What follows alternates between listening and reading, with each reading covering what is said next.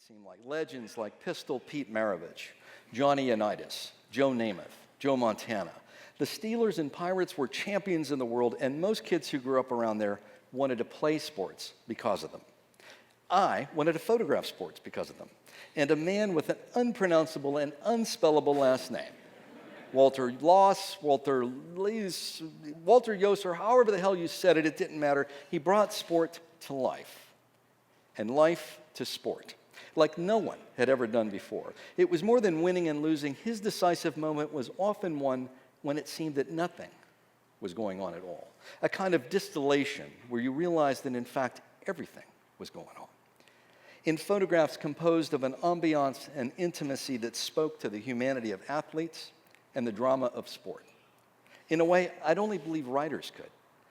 It's tempting to measure his career like an athlete's statistics because of the quite impressive, 300 covers of Sports Illustrated over more than 50 years, the dozen books, the iconic images.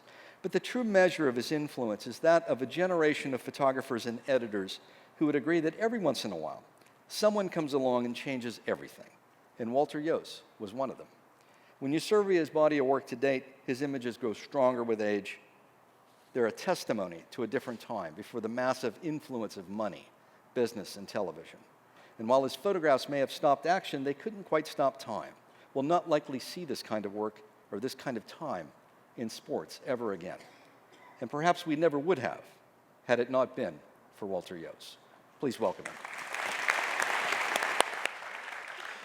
To take it from the beginning to a journey anywhere is, I was born in Temple, Texas.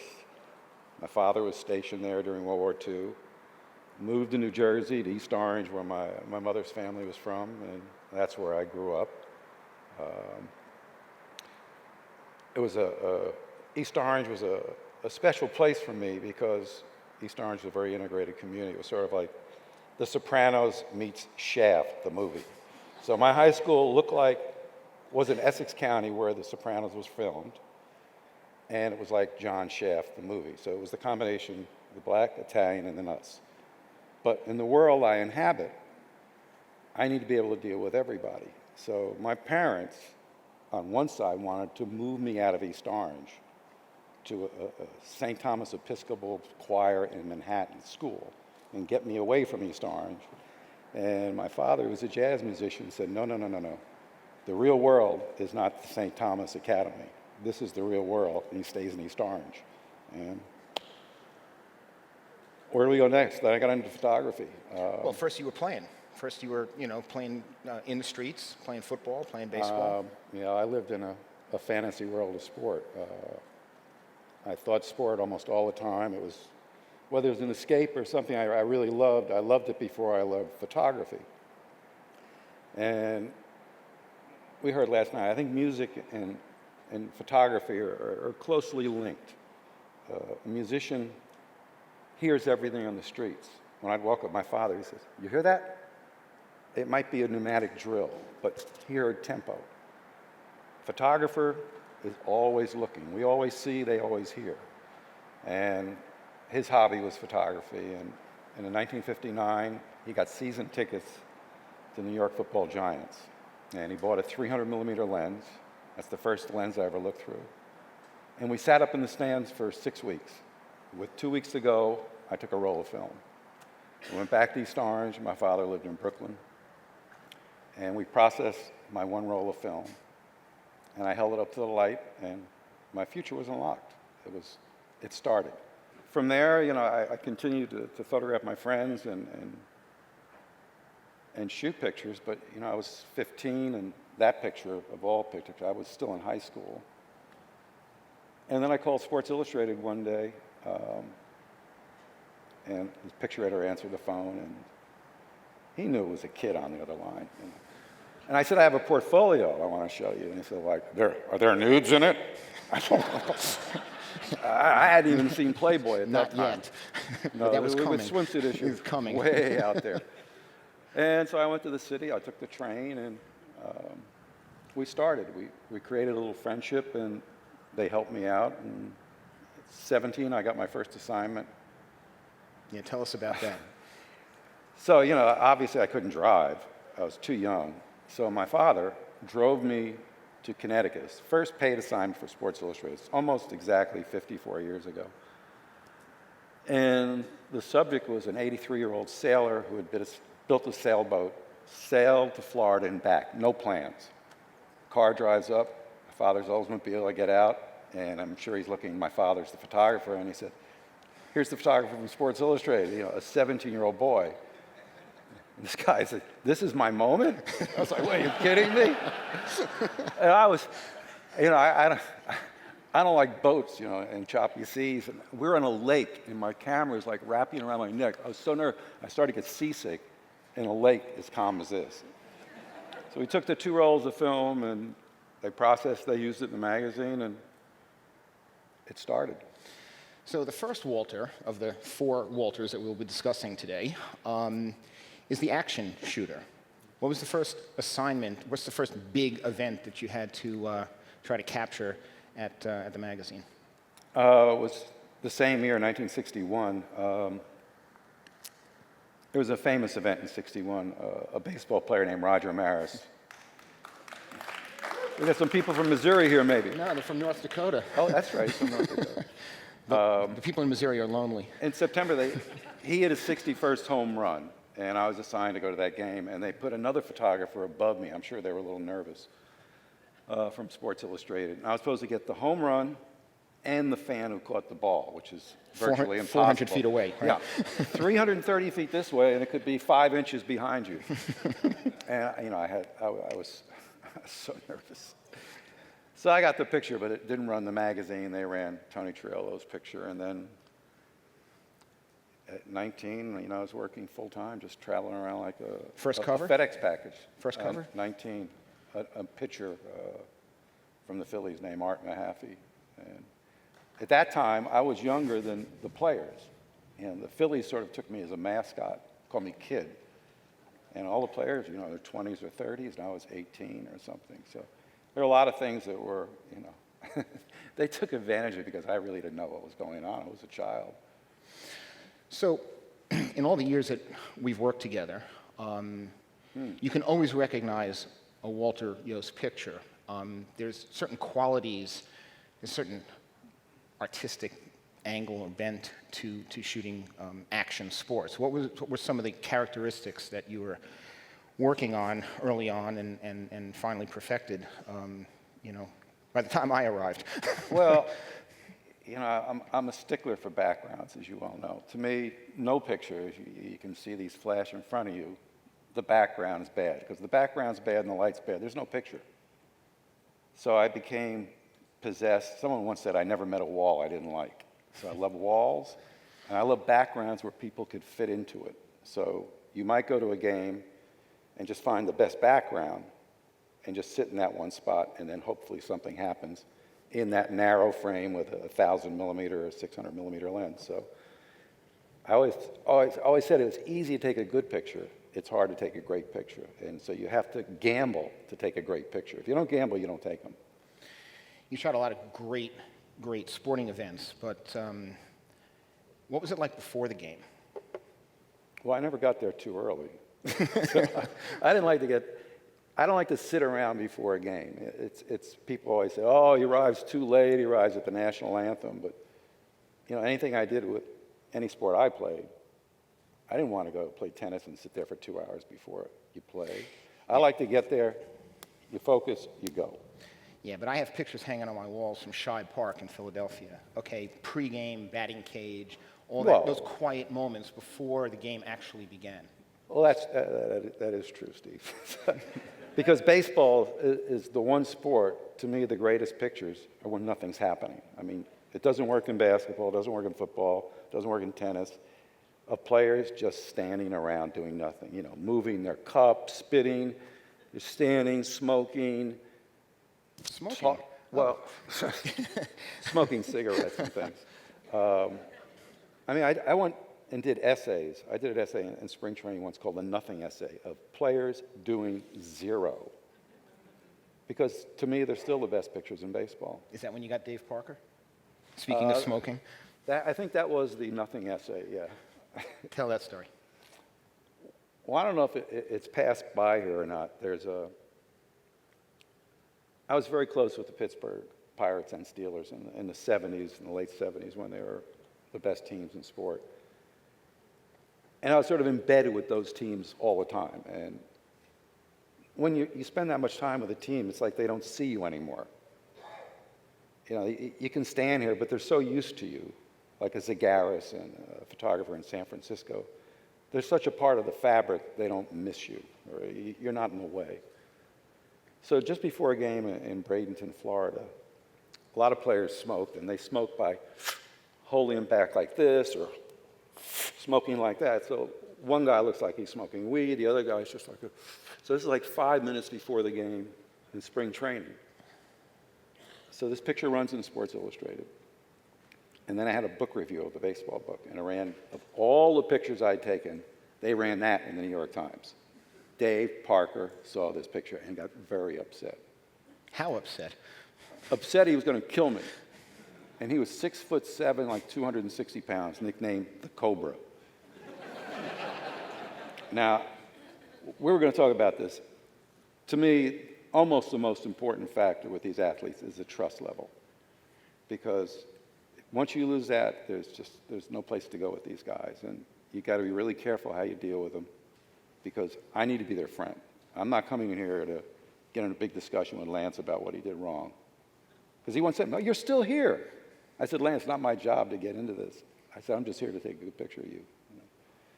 So the Cobra, I didn't go to spring training that year. I went to the next year, not during spring training, regular season, and he saw me. It was a batting cage.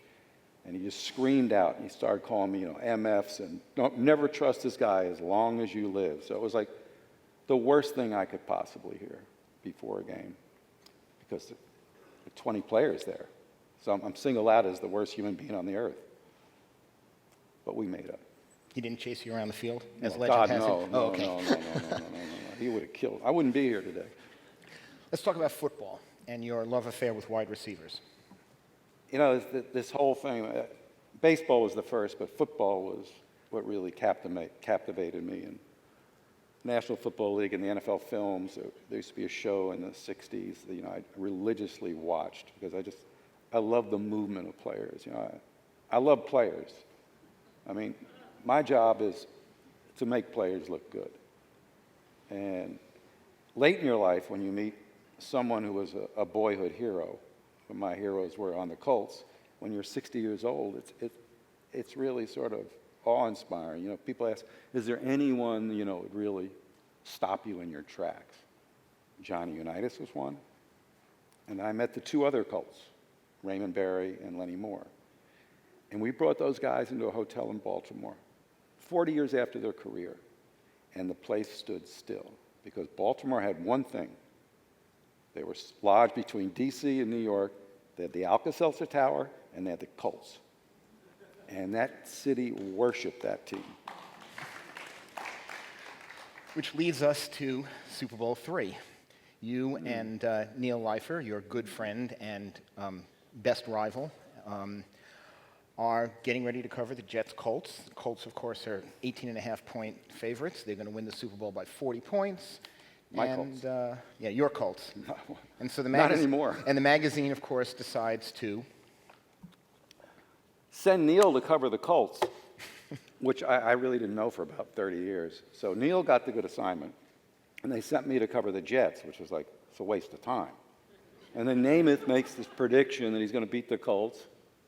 Of course he does. So there's this picture of him sitting poolside with some reporters, two women from Alabama that followed and met Joe the first time he went to the University of Alabama to play college football, and brought him ham sandwiches and followed him to every game he ever played. And so they're there in the scene with Brent Musburger and all these guys, and Joe is one of these guys that makes everyone happy. 90% of the athletes in the world couldn't have made that picture happen. And Joe is just a massive personality, Broadway Joe. But if the Colts had lost that game, that picture would have been lost in the picture files, because it wouldn't have meant anything. But of course, revenge best served cold. This is coming off Super Bowl I, of course, called the AFL-NFL championship game, where again, it was you and Neil and a couple of other guys. Jim Drake. The Duck was there, et cetera. That's it. And where'd you go the night before? The biggest game on the planet? Well, it wasn't the biggest game on the planet. It was that's really sort of a faux game at that point. You know, all the good games were in Cleveland and Green Bay and in New York preceding that. And they created this game in the Memorial Coliseum called the Super Bowl. It wasn't the Super Bowl. So, I mean, I wasn't that crazy about it. So I went out the night before. I was young. I went out to the Whiskey a Go-Go and saw Smokey Robinson and the Miracles.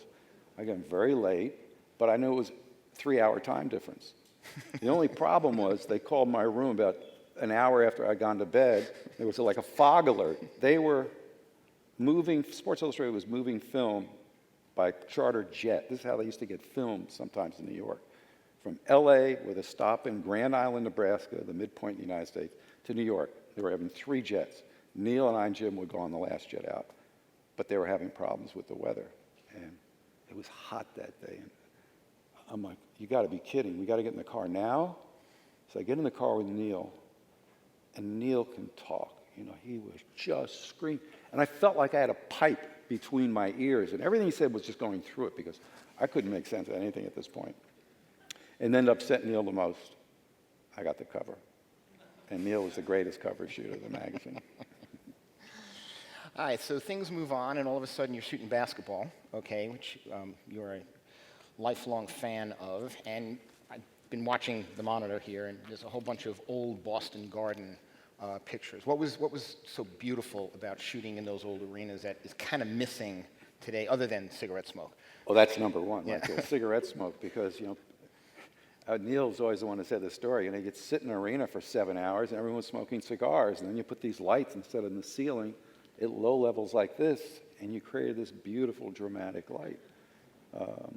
Plus, you had access, you could get very close. You know, there were a lot less photographers in 1965 and 6. I mean, there was a few magazines and a few newspapers. It was a lot easier. And one thing we were going to bring up about access, you know, you had access back then because there weren't that many news media. There was, there's my access. This is the segue right here. You know, you used to go, I know there are a few photographers out here, you go in locker rooms, you talk to guys after games, you go in before, it was nothing. It was like sitting like this. But the great Frank DeFord, the writer, said, the way you eliminate access is to allow everyone in. So now they have a press conference and fill a place like with this. All the media comes in, and then there's no access. You sit in front of a podium, and you answer questions from the media, and the players go home. And then Sometime around 1987. I met Michael. Michael Jordan, that is. And life changed. Yeah, well, not only for me, but I think for sports around the world. I think Michael, you know, with Ali is the singular, most dramatic, important athlete of, you know, the generation. He brought not only sport to the States, he brought basketball to the world. And wherever I would go, the most remote places on the planet, on a river in Borneo, what jersey were the kids wearing? 23. And I just looked at the kid. He couldn't speak. We couldn't speak the same language. I said, Michael Jordan. He go, Michael Jordan. You knew him everywhere. So I feel like my whole life is flashing in front of me. But you shot all of your pictures in, what, less than 3 seconds, right? If you edit them all How's up. that? Yeah, everything If is that much. I mean, everything's so fleeting. You know, people think, you know, you sit here with a guy named Keyshawn, and you've got a couple hours in the studio. It's 10 minutes, 15 minutes, 3 minutes on a stopwatch. I mean, it's a game, and the game is to play the player's game. And I like this game. 7.5 minutes with Tiger? Okay, we got a deal. So here's what I do with Tiger. He comes in, I've got 7.5 minutes, 3 setups. So do you complain you don't have enough time? No.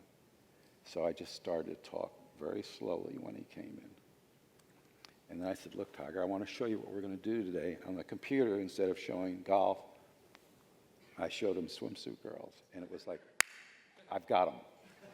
So I took him out of his mode And I took him into my little world for 7.5 minutes, and you know what? I'm going to end early. And you got 3 brilliant pictures out of it. Done. Yeah. I got 10 minutes, done in 9, because that's the game. We're all playing games. Back to Michael. Michael. 1987, slam dunk contest. He turns his back to you. 1988, he's at Chicago Stadium. All right, so I do the slam dunk in 87 in Seattle. I realized if you don't see the player's face, which is always the most important thing, the picture's not really good. So in 88, I go to Chicago to do the slam dunk again. And 88, Michael wasn't the international superstar he was. He was still a young, charismatic Hadn't kid. won a title. So he's sitting a couple of rows back, like 3 hours before the game. And I come in and say, hey, Mike, how you doing? And I explain the situation, like, if I can't see a face, it's not a good picture. I said, is there any way you could sort of tell me before you dunk which way you're going to go? I mean, the craziest question in the history of sport. And he looks at me. It's a game, remember? He goes, yeah. I said, how are you going to do that? He says, I'll put my finger on one knee. I said, you're going to remember that? He says, you watch. First dunk, I look over, he's like this. I get up and move to the right spot. So for that dunk, the 88 slam dunk, that was his last dunk. The preceding dunk was the same angle from one end of the court to the next. And I was right at the basket, and he landed in my lap. So he goes back to do it again, the last dunk, and he looks down the court, and he goes like this. And that was the picture.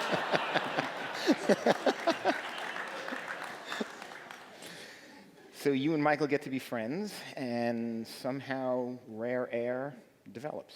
Yeah, things were slow in '93, and I always thought the greatest set of pictures on any star, a youthful star, which is everyone wants to look at in the long run, was Elvis Presley in '56 by Albert Wertheimer. And I always loved those pictures. I always loved Elvis in '56, the way he looked. And even Ali was never documented for a book or anything special during that peak of his career, in the '60s. A lot of pictures of him, but no one locked it in. So I flew to Chicago, unbeknownst to Michael, and waited in the locker room for him. Everyone clears out. He goes, what are you doing here, Walter? I said, I've got an idea. He goes, that usually means work. And I gave him the idea. He says, I like this idea. I said, basically, it's your photo album, the pictures of your life, your MVP. You've got it all right now. This is the peak of your career. No one's ever done this. And I came back in a week. He said, let's do it. We shook hands, and we started the book. And the access you got, which goes with the trust, Well, inside, the picture of the kids in the bathtub with the him? bathtub, in bed, he was a guy that, he knew this was a business deal too. He was always responsive to it. Only once did something go wrong, sort of blew me off, but he was always there. He'd spend 6-7 hours, any photographer that documents things sometimes realizes nothing's going on 90% of the time. It's like a detective sitting out waiting for a homicide or something to take place. You just sit there, and really the best part was to listen to everything that happened and see everything that happened and to realize the power of this man, that everyone wanted to meet Michael. And the cover of Rare Air was shot in... That was shot... I like this story because I was staying in Chicago, the whole winter of '93. And one day we're out front of the hotel, and I see this, was called Photo, and it looked like an Ethiopian guy with a robe on his head, a white robe. I said, God, that's a good picture. So the hotel I stayed in had white robes with a hood, and their team was going to Miami, staying in Coconut Grove, and I said, Mike, we're going to do this picture. He said, man, you're crazy. We're not doing that picture. I said, we're going to do it. So I go to the roof of the Grove Hotel, and it had this beautiful, Arabic wall. I used the lifeguard as my assistant. She held an umbrella over Michael. We put the robe on, 5 minutes, and we're done. And that became the cover of Rare. Best single day with an athlete you ever had? February 2nd, 1999, I think. Kevin Garnett. Steve assigned me. At first, he's got one of the greatest faces. I'm sure he's been up here a couple of times. But we just kept waiting. We kept driving around. We were going to all these, Jimmy Jam, Terry, whatever his name was. One of these producers had 57 TVs in his house. It was just TVs everywhere. And I had a studio session. I said, Kevin, my studio's closing in like 5 minutes. Oh man, we'll get there, don't worry about it. So I keep calling the studio. And we got to the studio like at 10 at night. I'd been in his house since like, noon. And then it was like magic. You shot Polaroids, you shot film, that's a whole other part of this is the different film stocks we've used, the Polaroids that anyone that used them so desperately miss. The experimentation level of how you could shoot through the 70s and 80s and 90s, I think is far different than today. Not that I'm ever going to go back to film. Who can fight the digital revolution? Serena Williams in Miami, one of the greatest athletes of this generation also. I miss that. And I was talking to a mutual friend, my favorite photographer in Knockaway once, and we were talking about missing contact sheets. The processing of film, the clip test, the front and back, it was nerve-wracking. Now you know everything you're doing. But there was something special when that box of contact sheets came and you open them, because every time you looked at them, it was like a Christmas present. And you just started to loop them. It's like the magic. You had to wait to see the magic, except for Polaroids. Now it's instantaneous. Big difference. The best week, was that maybe the Bulls on the Run in '98? Best week. I'm going to go Cuba. Cuba, okay. Best week of my career. Cuba, 1999, same year. Maybe that's my best year. I don't know. Victor Baldazon as your escort? Before he was arrested. That's all. We can't even go into that one. We work hard, we play harder, but we always show up on time. Except for Victor, right? The first day, he didn't even show. No one knew where Victor was. We went to Cuba with this guy, had all the access in Cuba, check into the hotel. Next morning, there's no Victor. He's not in his room. No one knows where he is, by the way. He claimed he was in his room the whole time. We're like banging on the door. No, Cuba was almost unfair because it was so good. The kids, I went to do youth sport in Cuba. It's a whole other thing. Youth sport. This is in Bangkok, kickboxing. And one of the most important things to me, and we wanted to talk about, is the youthful spirit of playing games, of playing. What a beautiful word, to play. And I love to play games. And when you play, the moment a pitch is thrown or you shoot or hit a golf ball, the whole world stops. There's nothing that's really happening except that moment with you. And that's the escape of sport, one of the ways. No one knows what's happening next in sport. Sport is, a real fantasy world. And in some ways, I try to project my childhood fantasies continually in pictures because you need a child's heart to give the energy to these guys. And that's why I always pursue the kids. Even when I was in my 20s, I started to already miss, my teenage years when I was free to just play. And so I started to photograph the kids. And I went through basically around 2000 doing that all over the world. The beauty of sport is that it changes every day, and tomorrow's another big game. And moments come and go, and you can never replay them. What was the secret to capturing some of those magical moments, or the emotion, or the sense of place, or just like what made some of those pictures for you so iconic for the magazine and memorable for you? Like this one? Yeah. That's good. You can tell this has not been rehearsed. Let's just go into what happened. I did a story on fans in 1980. The magazine, Sports Illustrated, this is great. They love it all year, all year. The end of the year, it got so dark, the way fans look at this. They killed it. This was at the Orange Bowl, a big college game in Miami. There were race riots. Those bus drivers were not very happy with me. But I couldn't pass up this big guy. I just kept going back and forth because not so much that he was a freak, these bus drivers were scaring me. And so, you just back and forth, and you have to do it. you've got to stop at one point. And here it is, one of my favorite pictures. So Where were we before that? I we mean, were talking about action, Walter. Because I Action. was about to segue into portrait, Walter. portrait. Yeah. Oh, we're done with the action. Okay. Which was exactly your feeling, okay, in the early 90s. You'd taken every picture of every sport over and over, except for the cold weather sports, which, of course, We don't like that. which you never No. did. I know. We don't like cold. I was, Give I was- me 90 degrees any day. We were having a debate last night at the bar with one of my favorite photographers, Simon Broody, and we were debating the golf versus tennis, which is harder to shoot. And I was arguing that tennis is harder to shoot because the positions are limited, the backgrounds are usually awful, and the players are just doing the same thing over and over again. Golf being a little more interesting because you can use the architecture of the golf course and what have you. And he says, the hell with all that, it's all about skiing. I said, well, we can't talk about skiing. Walter's Well, he never been likes out in the skiing. snow. Well, here we go. This is, remember O.J. Simpson? This is his last college game, USC, in 1967 or 8. They're retiring his jersey, the college hero. I mean, you just look at this moment and those three kids walking off the field. I mean, no one knew what this was going to end up materializing either. I mean, he was, a great star at that point.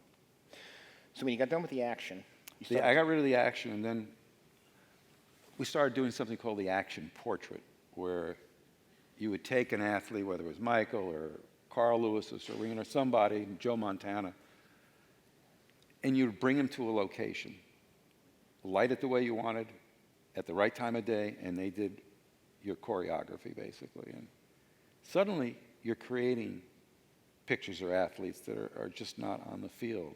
You're taking it someplace else that creates this little fantasy world. And that's still, I think, my favorite picture. I just don't get many opportunities to it. And one of the things about opportunities is, I've had all these opportunities to do all these pictures. I had a magazine. I went through a great period where people were paying me to do my ideas. Most of these were my own ideas. And I had that chance to do it. You don't have the opportunity, you can't do this. I got lucky that way. And people like to ask, well, what was your personal work? Like you always have some personal project on the side. This is my personal work. Yeah, man, I take pictures of my kids and my grandkids in Montauk and the places I love or wherever I go, but Michael's my personal work. and you could control the backgrounds with the post-action. Absolutely, because that background's important, man. I mean, one of my favorite players, Derek Jeter.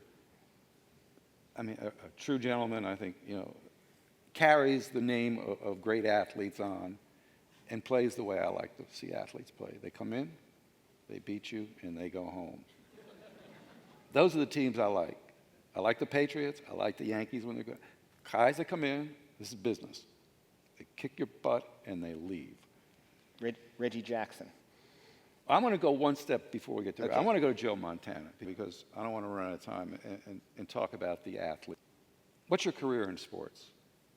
2 minutes, 2 years, 10 years? Take away B.B. King's guitar at 25. What do you do? Okay, Joe Montana. He was the star of football, the king of San Francisco, king of the NFL. And then he retired. The NFL had no one. It's not easy to retire from that. And we were doing a swimsuit shoot, nothing we've talked about, with his family. So we were doing athletes and their wives. And we're sitting together after lunch, and we had done a book together. We were friendly. And I said, Joe, I don't want to sound schmaltzy or anything, but I said, I miss you. And he just looked at me and he said, Walter, I'd give anything for Sunday. What do you do after it? They're all searching. No practice, no media, just Sunday, because he was the greatest in the world. And you never know how long the career is. I mean, it's 30, it's over. What do you do? What would I do at 30 if I had nothing? I don't know. Michael's still battling that to this day. Absolutely. They all are. Mm-hmm. Michael, what do you do? I mean, some of them go on to great careers after it, but it's never quite the same. You know, we haven't talked about We're going to the get girls we're of gonna summer get the here. swimsuit. I know. Well, I figured Because- we had action, then we had posed action, and now we have really posed action. I think time-wise, we need to talk about Heidi Klum there. Well, that's some segue. Yeah. His quote for this was, keeping a handle on my business. Shaquille O'Neal, one funny boy. So, you know, the greatest calling card I think I had with these athletes is the swimsuit issue. Because when the swimsuit issue was being shown on major networks in the 90s and 80s, you know, like on Friday night at 9 p.m., a lot of people saw it, as did the athletes. So I was sort of like the male lead in a lot of these. So you go into a locker room, and no player wants to know anything about you. They couldn't care less what you're doing. But suddenly a guy goes, "You're that guy in that swimsuit video, right?" Yeah, it's me. And suddenly, now you've engaged them because they think, I can pimp for them too. Some of these guys have asked me, by the way. I said, you know how disgusting this is? You asking a 65-year-old man to pimp for him? Look at you. What do you need me for? But those are the best-looking girls in the world. So tell everybody about the glamour of getting up at 4:30 in the morning. It's a cloudy day. You're on a beach in the middle of nowhere. Well, that sounds good. Any beach in the middle of nowhere sounds good, as long as it's not raining. Favorite model, favorite place, favorite... Favorite model. Oh, God, she was beautiful, too, Anna. Well, my favorite place I'd ever went to on the swimsuit issue is French Polynesia, but I guess Fiji and the Maldives with the swimsuit issue, and Brazil. Favorite models? I mean, Christy Brinkley, Petra Nemkova, and all those names. Petra, Manon, Caroline, you know, it's just like Heidi, Elle. I mean, it just goes on and on. Who was Paulina. who was difficult to work with? You.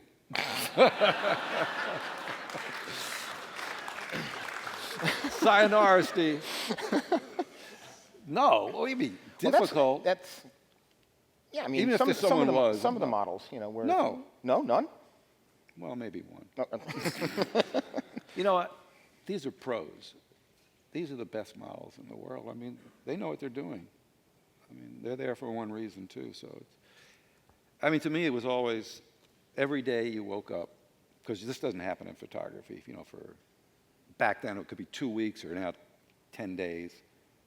Every morning you have a chance to take a great picture up. Every day at dawn, which is nice. You have a chance, you take a break, which I like. You go swim, you go ride a bike, do whatever you want to do. Wait, tell everybody how hard it was. Where? It's not hard. Photography's not that hard, you know. It really isn't. I mean,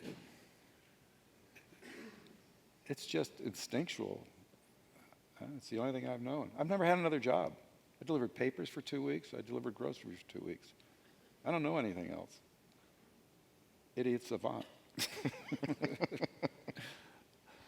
You have all the greatest help, everything. It's like it's a sitting duck. How can you miss with that stuff? Veronica Verikova, Montauk, my town, on her rock. This is now her rock. She's christened this rock. And every time I pass, this is right near our house. We go to this beach every day. I'm there. I see Veronica's rock. Is she on it? Her memory's on it. No, okay. So as things are winding down, what are some of the personal projects that you've been working on, and or wish you could, have any. or wish you could work on? Well, there's the whole golf thing that you know came to be. I mean, Well, I in- covered golf in the 60s, and I didn't play golf. Our oldest son, Christian, became an employee of Golf World. He worked at Sports Illustrated Kids, Getty, and now he's the director of photography of Golf Digest. I happen to have a contract. This happened before Christian got there, our son, with Golf Digest. So it's really sort of a beautiful thing. My son is now my boss for 20 days a year. And you talk about pressure. I think that's the most pressure I felt. It was the first day, outside of Archie Chester in 1961, is working for my own son. Because if I don't do a good job, what do they say to him in the media? I mean, what's happened to your dad? Like, was he lost his shit? You're like, what? So, but it's really been beautiful, and our youngest son's a photographer, so it's all sort of stayed in the business. Well, you had a kind of a very proud father moment a couple years ago when Bjorn stepped up and started shooting swimsuit. Yeah, he had a small shoot, and every photographer, I mean any business, there are pivotal days in your life. Days you've got to make it happen. It's not going to happen twice, like Ali Frazier we passed. And I talked to Bjorn. I said, this is it. No prisoners that day. So he shot this model, Irina Shayk, honey, gorgeous girl. One day in Hawaii, and he got the text. He said, his text was, "I killed it today," which is what I wanted to hear. And then of all the pictures that were shot, thousands, 100,000 Including pictures. some that you had shot. Yeah, that's fine. Yeah, that the He got the magazine cover. looks through. Yeah. And, that was a proud moment. Yeah. My favorite player, Johnny Unitas, leaving the stage. Yeah, thank you. Sense of place has always been an important aspect of your photography, and one of the things that I've taken in wherever I've gone to try to put the fan in the seats. And again, beautiful background of a picture. Look at the pinky and this catch. Well, this is one of my. We started talking about that NFL films when I was a kid. And this is my first trip to Baltimore.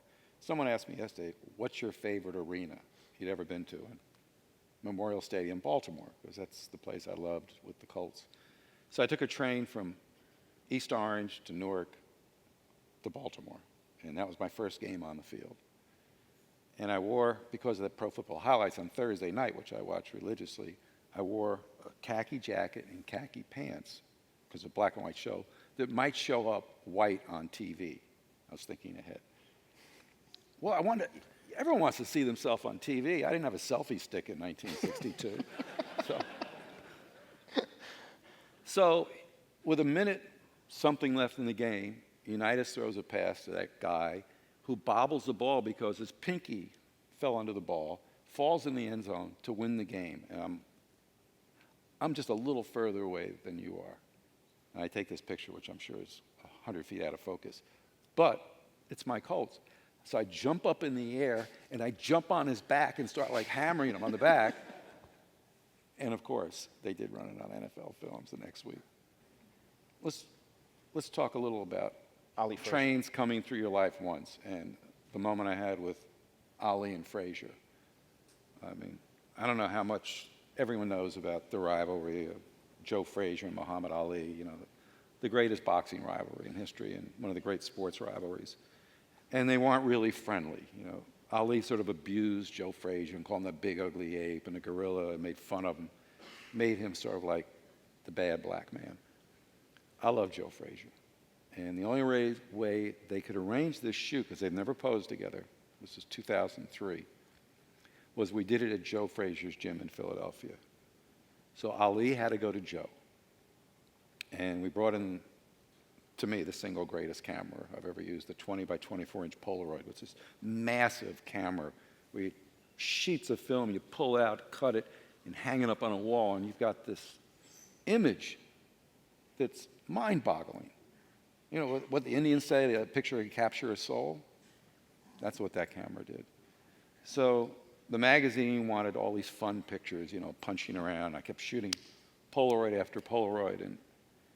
And Ali, when he came in the studio, was talkative, and he started the classic Ali. Where Joe Frazier? Where that big ugly ape? I want Joe Frazier, I'll finish on this. And then he went silent because he's got Parkinson's.